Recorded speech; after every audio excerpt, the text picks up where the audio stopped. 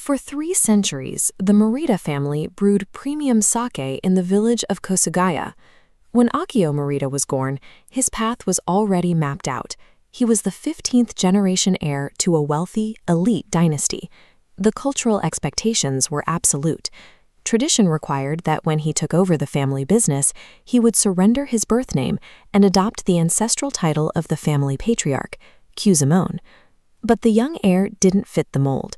He ranked near the bottom of his class in history and literature, showing a talent only for the complex calculations of physics. On film, Morita watched the Ford Rouge plant operate. He saw ships dump raw iron ore at one end of the complex and finished automobiles roll out the other, a level of industrial integration that simply did not exist in Japan. This Victor electric phonograph cost $600, nearly half the price of a Japanese car at the time. When Morita heard the fidelity of Ravel's Bolero through its speakers, he became obsessed with the vacuum tubes that made that clarity possible. That obsession took priority over his business training. Instead of inspecting the family's sake fermentation, he spent his nights reading foreign electronics journals and building his own electric radios from scratch. These early encounters created a friction between Morita's world and his duty. He was fascinated by Western industrial scale, yet he remained the designated heir to a quiet, feudal sake brewery. That duty was interrupted by the outbreak of the Second World War. Morita was drafted as a Navy technical officer and assigned to a team attempting to develop thermal-guided weapons. You can see the scale of the threat in this image of B-29 bombers cruising past Mount Fuji. Relentless American firebombing raids were systematically reducing Japanese neighborhoods to ash. Then, on August 7, 1945, fragmented reports reached Morita's naval unit. A weapon described only as a device that flashed and fulgurated had been dropped on Hiroshima. While senior military officers clung to denial, Morita's training in applied physics allowed him to see the truth. He recognized that Japan's technological defeat was now absolute. Morita calculated that Japanese science was extracting mere milligrams of uranium a day. This diagram shows the gap he realized that afternoon. If the Americans could weaponize atomic energy, the distance between the two nations' capabilities was measured in decades, not years. For Morita, the old world died that day. He saw that Japan's survival would no longer rely on ancient traditions or military fervor. It would require an absolute, desperate mastery of modern science. This photograph captures the moment the Japanese public heard the emperor's voice for the first time.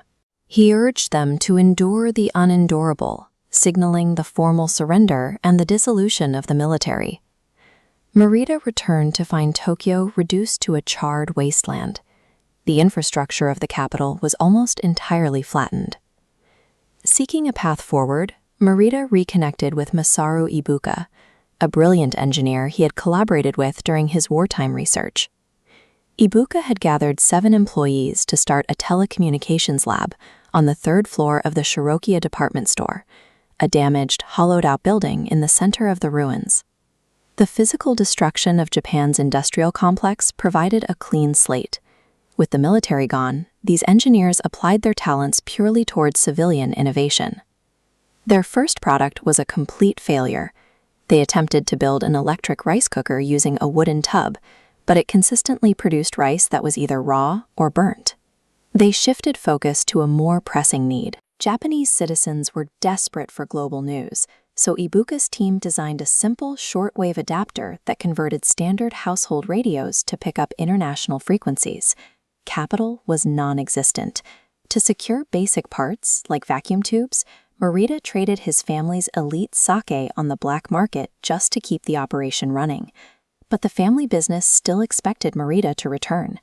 To secure him, Ibuka traveled to the village of Kosugaya and formally asked Morita's father to release his eldest son from his 300-year-old ancestral obligation.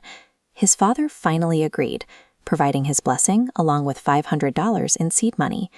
That investment officially shifted the Morita legacy from feudal tradition to modern technological ambition, birthing Tokyo Tsushin Kogyo.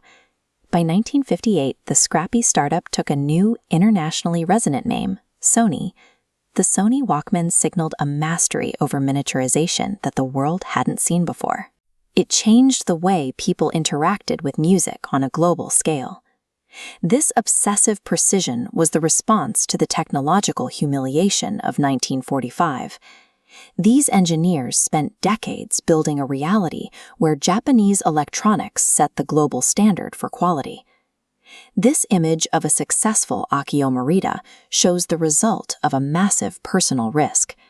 He had walked away from the title of Kyuzaemon and the guaranteed comfort of a sake baron.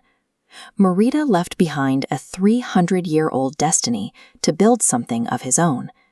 He took his family's generational resilience and used it to redefine what made in Japan meant to the entire world.